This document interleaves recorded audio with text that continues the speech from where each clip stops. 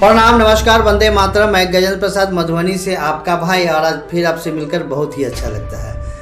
और इससे पहले आपने देखा कि साहब श्री के द्वारा बताया गया 3 सूत्र में, जिसका मैं सहारा लिया था कहाँ से, तो आओ चले शिव की ओर से। जी हाँ, आओ चले शिव की ओर से मैं सहारा लिया था।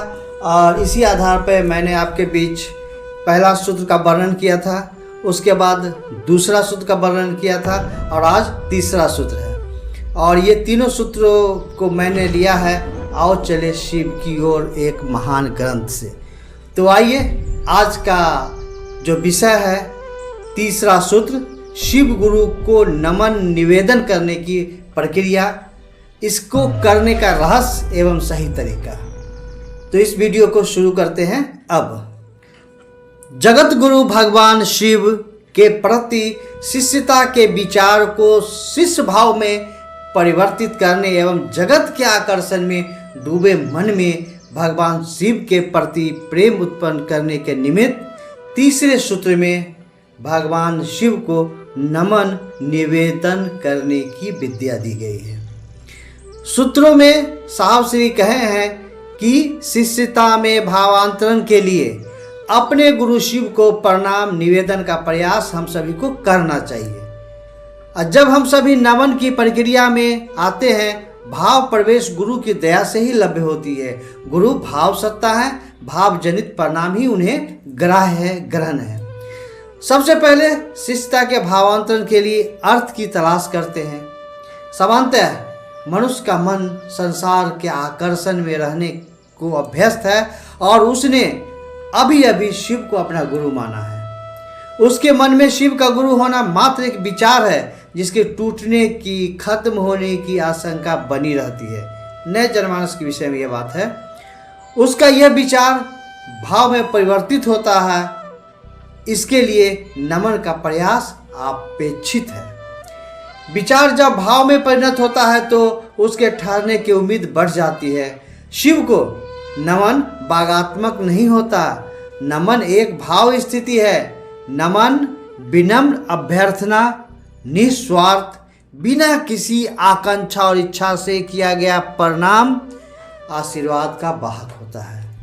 मानव जीवन में मुसीबतें हैं, दर्द है, परेशानियां हैं और इस भंवर जाल से निकल नहीं पाता। मानव गुरु शिव को आकांक्षा रहित प्रणाम कठिन है, हो नहीं पाता है, परंतु निवेदित करने का प्रयास तो हम सभी कर सकते हैं।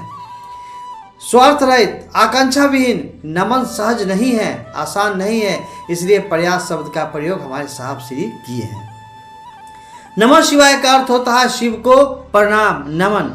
इस पंचाक्षरी मंत्र का चिरकाल से प्रयोग होता आया है और इसकी सूक्ष्म तरंगों में अच्छे ऊर्जा का प्रवाह निमित्त है। यदि हम नमन को प्रक्रियागत किया जाए तो इसके लिए कई विधियां स्थापित है। स्पष्ट मानसिक प्रणाम अथवा भाव प्रणाम को किसी विधि की सहारे की आवश्यकता नहीं है, किंतु विधियों का सहारा लिया जाए तो रुद्राक्ष, कमलगट्टे, तुलसी आदि के दाने से बनी माला पर मंत्र का जप हम सभी कर सकते हैं। दूसरी विधि है अजपा जप। सांसों का माला आना जाना भी एक माला है। सांसों की माला को छोड़कर अन्य मालाओं पर किया गया जप ईश्वर के सानिध्य लाभ हेतु समानता प्रयोग में नहीं लाया जाता, अपितु ईश्वर से लौकिक चीजों की प्राप्ति के लिए किया जाता है। अन्य मालाओं पर मंत्रों का जप 108 की गणना पर चलता है, जबकि सांसों की माला की कोई गिनती नहीं होती। अजप्पा इसीलिए कहा गया है कि 108 बार मंत्रों का जप भाव प्रवेश के उपरांत प्रारब्ध जनित कष्टों को मिटाने हेतु जपकर्ता के द्वारा किया गया एक उद्यम है, कार्य है। सांसों की माला पर किया गया जप सने सने अजप्पा जप में परिणत हो जाता है। सायास मंत्रों का जप गुरुदया से अनायास होने लगता है, चलने लगता है। शिष्य भाव के उत्पन्न होने हेतु अपने गुरु शिव को प्रणाम करने के भाव में किया गया नमन अथवा नमः शिवाय अत्यंत फलदायी है और इसके लिए शिव गुरु की दया आवश्यक है। तीनों सूत्र में परमात्मा शिव के गुरु स्वरूप से जुड़ाव की अनुपम विद्या है। संपूर्ण मानव सृष्टि आदि शिव की शिष्यता को पाने के लिए इन्हीं 3 विद्याओं को अपना पाथेय बनाती है, तो निश्चय ही जगत गुरु शिव अपनी शिष्यता से हमें आलोकित करेंगे। ध्यान देंगे तो आप पाएंगे कि साइकिल चलाने के लिए बच्चे प्रारंभ में सीखते हैं। साइकिल चलाने के तरीके वही होंगे जिन तरीकों से साइकिल चलती है। एक व्यक्ति ने शिव को गुरु माना और काल के प्रवाह में शिव का शिष्य हो गया। उसे तीनों सूत्र का कोई ज्ञान नहीं है, तो वह शिव का शिष्य इसी दिशा में क्या क्या करेगा? वो अपने गुरु के समक्ष विनीत भाव में खड़ा होगा। गुरु दया के आश्रय में उसके मन की गति होगी। गुरु भाव का स्वाभाविक लक्षण है कि वह दूसरों व्यक्ति को शिवोन्मुख करने की चेष्टा हेतु उन्मुख रहेगा, प्रयासरत रहेगा। यानी या तो वह स्वयं गुरु बन जाएगा या फिर अपने गुरु की महत्ता को अनुभूत कर लोगों को शिव का शिष्य बनाएगा। ऐसी स्थिति में वह शिव गुरु की चर्चा करेगा ही। शिष्य को अपने गुरु को नमन नहीं करेगा तो आखिर क्या करेगा? इतना तो स्पष्ट है कि साइकिल चलाने के निमित्त सीखने के क्रम में सायास चेष्टाएं की जाती है और सीख जाने के बाद सब कुछ अनायास अपने आप होने लगता है। कोई शिव का शिष्य होगा तो ये तीनों क्रियाएं सायास से अनायास में रूपांतरित हो जाएगी। क्या क्या? दया मांगना, चर्चा करना और नमन।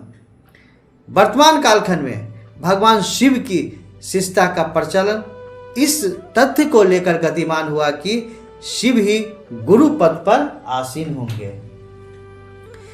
शिव के शिष्यों को कभी भी यह अधिकार नहीं होगा कि गुरु के पद पर स्वयं विराजमान हो जाए।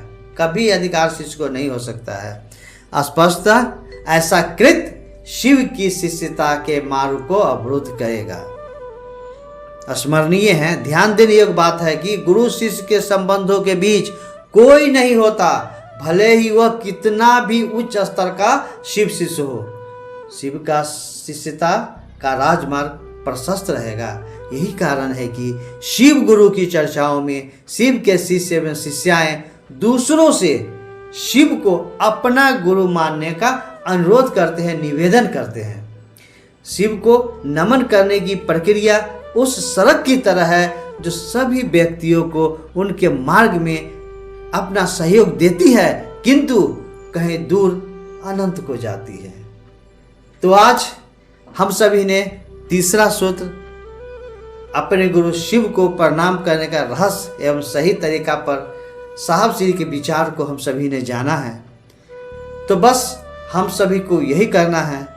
यदि एक बार में आप नहीं समझ पाए हैं, क्योंकि साहब श्री का लिखा हुआ सही बात है ना, तो आप इस वीडियो को 2 बार 3 बार 4 बार देखें, समझने का प्रयास करें, क्योंकि शिष्यता के मार्ग में तो ये बहुत जरूरी है।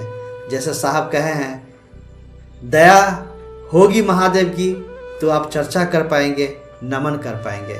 यानी सबसे महत्वपूर्ण है अपने गुरु शिव से दया की याचना करना। दूसरा सूत्र तो मुख्य सूत्र है और तीसरा नमन का प्रयास भी अति उत्तम है। तो हम सभी साहब श्री को बात मानकर अपने गुरु शिव के सच्चे और अच्छे शिष्य होने का दायित्व का निर्वहन करें, शिव के शिष्य होने की पात्रता को धारित करें। इसके लिए बस साहब श्री जो कहें वही करते रहें। साथ ही आपसे आग्रह और निवेदन कि आप इस वीडियो को अन्य भाई बहनों तक शेयर करें।